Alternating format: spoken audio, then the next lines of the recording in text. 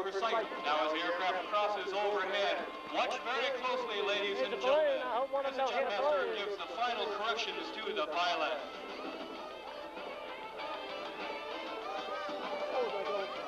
Now the wind conditions today are quite tricky.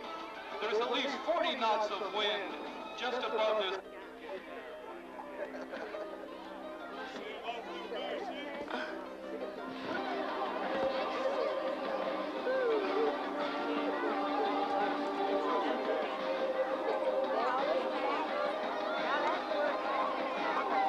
Now the parachutes used by the Golden Knights are lightweight, flexible wing gliders made out of ripstop nylon.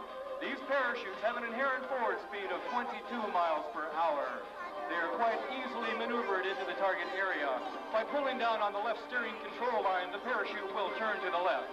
And by pulling on the right, the parachute will turn to the right. By pulling down on both steering control lines, the jumpers will maneuver into the target area for a safe landing. Now watch as our lead jumper brings his parachute in on his downwind approach to the target prior to turning on his base and final approach to the target. His jumper above him is watching very closely to see how he maneuvers his parachute, what we call going to school on the jumper below you. Letting his parachute fly, the jumper makes penetration into the ground winds. From Nimmons, Arkansas, Sergeant Hank Turner lands his parachute on target. His partner from Puerto Rico, Sergeant First Class Bill Brown, for a tiptoe soft landing. Now, ladies and gentlemen, I want to ask you a question. How many of you have ever wondered what would happen if one of our parachutes failed to open? Every one of you. Watch closely because you are about to find out. In fact, on this very next pass, a seamless hour, which would remain his terminal velocity unless he changes his wind resistance, which he can do by diving directly towards the ground. He can achieve a speed of 200 miles per hour. Sergeant Mark French is now going through 10,000 feet of altitude. At 8,000 feet, he will pull a ripcord and deploy a small white parachute. Sergeant French is tracking to get directly over the proper opening point for his parachute. Won't turn that way. Now there's a perfectly good parachute. Count there he is. Ladies and gentlemen, and watch that parachute.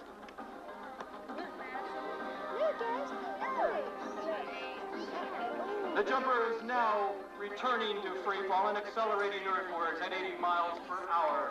Watch closely. He could never survive a landing under this malfunctioned parachute. He must release it, return to free fall, and open up his black and gold parachute. This is precisely the procedure that we would use in an actual parachute emergency.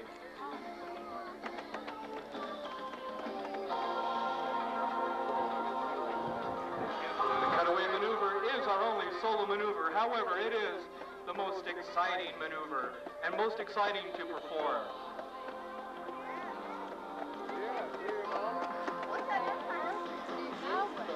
The reserve parachute used by the Golden Knights is also a flexible wing glider, slightly smaller in wing surface area. It has a slightly faster forward speed and will enable the jumper to land safely in a very tight target area. The Golden Knights perform over 150 free-fall demonstrations per year. Many of these show sites would be quite dangerous unless we had a highly steerable parachute to return the jumper safely to a target area. Now, as we watch that released parachute float to the earth, we'll see how accurate Sergeant French was as he, in free fall from 13,000 feet, maneuvered his body for a precise opening point. His objective was to get that parachute to land in this field area.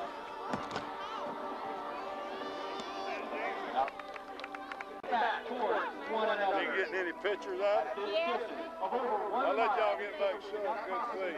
Each other without looking at the red trail of smoke and following it down through his partner, which looked much like a guided missile coming directly at him. These jumpers are traveling in excess of a combined speed of 300 miles per hour and will cross within inches of one another. Now watch the left, watch the right, watch the cross.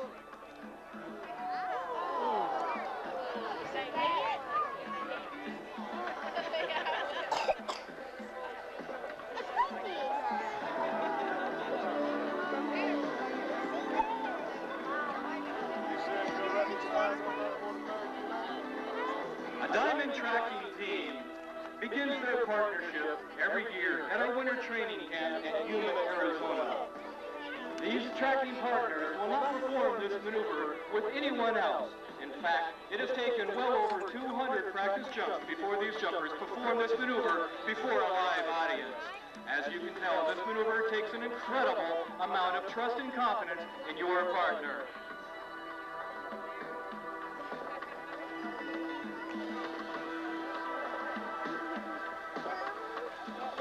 Now, in order for each jumper to have a clear, unimpeded approach to the target, the bottom jumper will bring his parachute to the earth at a slightly faster rate than the jumper above him. This is quite easily accomplished by pulling down on the front control lines of the parachute and altering the aerodynamic configuration of the parachute.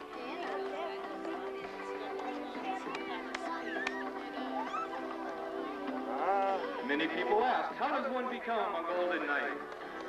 First, you must be an active duty Army person, have made over 150 free-fall parachute jumps, submit an application, and successfully complete our tryout program, which is held every October. The 6 to 8 week program involves jumping 6 to 8 times a day, 6 days a week. And when you are parachuting and packing, you're shoveling, braking, weeding, double timing, saluting, and doing an incredible number of push-ups. The survivors of this program become the new Golden Knights, and then travel to our winter training camp in Yuma, Arizona, where the new members of the team each make over 300 parachute jumps. And now our tracking team begins their approach to the target area.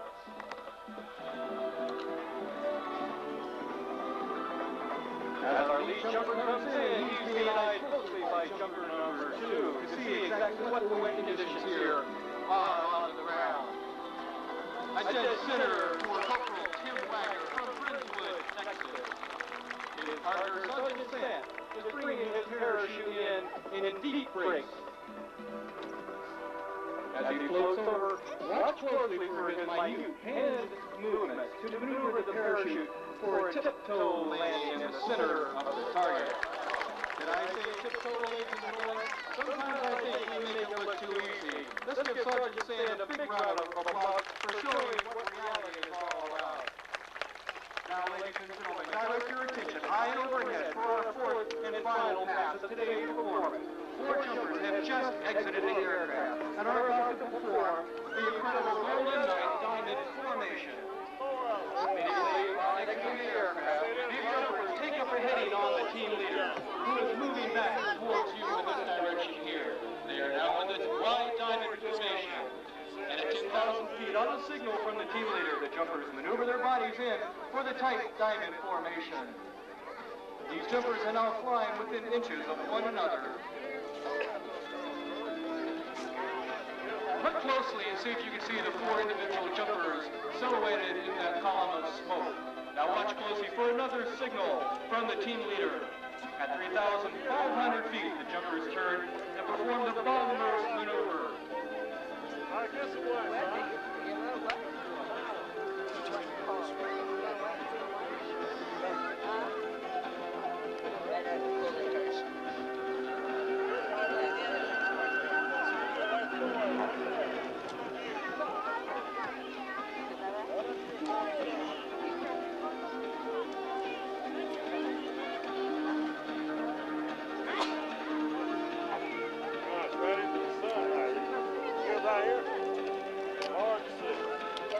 Now, as you can imagine, ladies and gentlemen, these jumpers are faced with a rather unique situation, what looks to be a traffic jam in the sky. In order for all 4 jumpers to safely land on that target, they must achieve vertical as well as lateral separation from one another.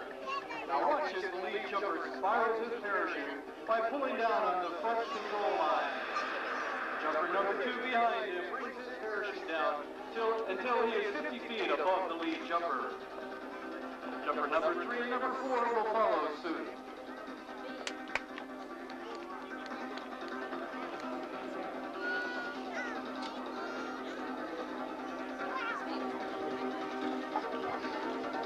Bringing in 4 parachutes into a tight target area like this is probably pretty much like an air traffic controller situation. He brings in a succession of parachutes for a safe landing in an airport area. Now watches our lead jumper, having completed his 1,000-foot wind penetration check and having determined the conditions of these winds, brings his parachute in for an approach to the target area. Now let's watch critically and see how these jumpers handle these changing wind conditions on the ground. Our lead jumper and the team leader of the goal demonstration team from Harrison, Michigan, Sergeant First Class Ken High, brings his parachute in with nice, steady hand control.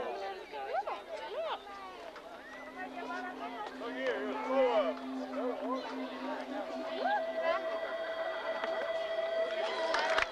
And the payoff for thousands of jumps and hundreds of hours of hard, intensive training. Jumper number 2 has eyed the parachute below him and knows precisely what to do with his parachute to steer it into the target for a soft, safe landing. A perfect dead center by the assistant team leader of the goal demonstration team, Sergeant First Class Eddie Lopez. Jumper number 3 trying to slow his parachute all the way down. And our fourth and final jumper, eyeing that target center as it appears to be moving closer and closer to him.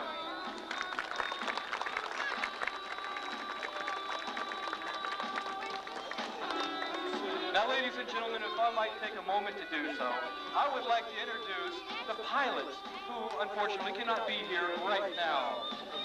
1,000 flying hours. Fly in the right seat, Chief Warrant Officer 3, Al Coleman, with 5,000 flying hours to his credit. The aircraft is crewed by Sergeant Dave McLaughlin. Now, ladies and gentlemen, there's no way that the Golden Knights could safely perform these demonstrations if it weren't for having one of our teammates on the ground doing what we call ground control responsibilities. From Warden, Washington, an airborne artillery forward observer with 939 parachute jump, Sergeant Jose Pruneda. Jose, give him a wave. Now, ladies and gentlemen, as the last of our jumpers remove their equipment, I'd like to introduce the jumpers in the order of their appearance. From Nimitz, Arkansas, an airborne infantryman with 2,244 parachute jumps, Staff Sergeant Hank Turner. And his partner, from Puerto Rico, an airborne infantryman with 1,779 parachute jumps, Sergeant First Class Bill Brown. And performing that demanding cutaway maneuver from Fullerton, California, an airborne medical technician with 1,097 parachute jumps, Staff Sergeant Mark Durant. Streaking left of the demanding diamond track from Bethlehem, Pennsylvania, an airborne infantryman with 1,115 parachute jumps, Sergeant Larry Sam.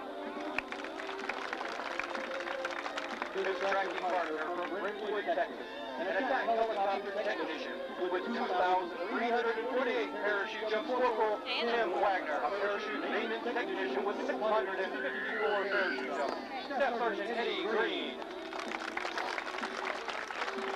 And flying right wing from Woodstown, New Jersey, a Special Forces heavy weapons specialist with 1,088 parachute jumps, Sergeant First Class Mike Eller.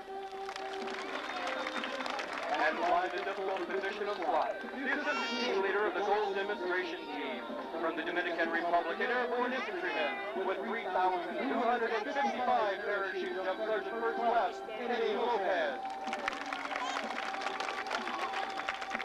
And leading the Golden Knights in free fall, the team leader of the goal demonstration team from Harrison, Michigan, a Black Hawk helicopter flight platoon sergeant with 2,662 parachute jumps, Sergeant First Class Ken High.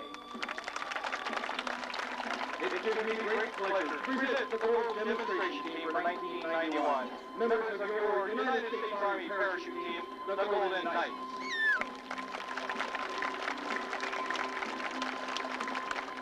And now, continuing with the long-standing Golden Knight tradition, we would like to present a commemoration to a distinguished member of today's audience.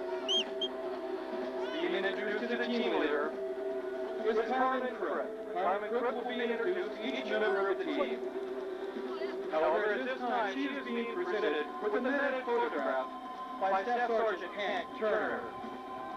This photograph is a picture of our C-31 aircraft. Miles above the Earth, with 7 members of the team exiting in the clouds below. Now this presentation is to the Boys and Girls Club of Calhoun County. The club consists of 2 units, the Hamilton unit founded in 1969, and the Constantine unit recently founded in March of 1991. With approximately 1,100 children enrolled in this program, ranging from 6 to 18 years of age. The Boys and Girls Club serves disadvantaged youth of the community, focusing on leadership qualities, education, outdoor and environmental awareness, and social and recreational activities. To the Boys and Girls Club in Harlan Creek, please salute you. We'd like to thank you all for being such a warm and receptive airborne audience. And in closing, leave this final thought. In the future, may all your days be prosperous and your nights golden.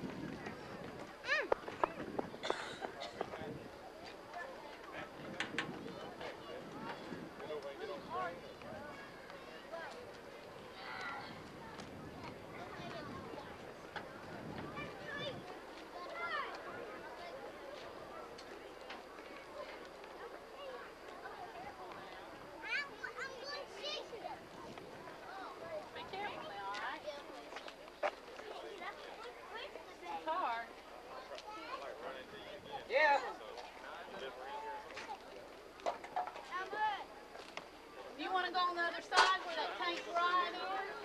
You want to ride? Let's go.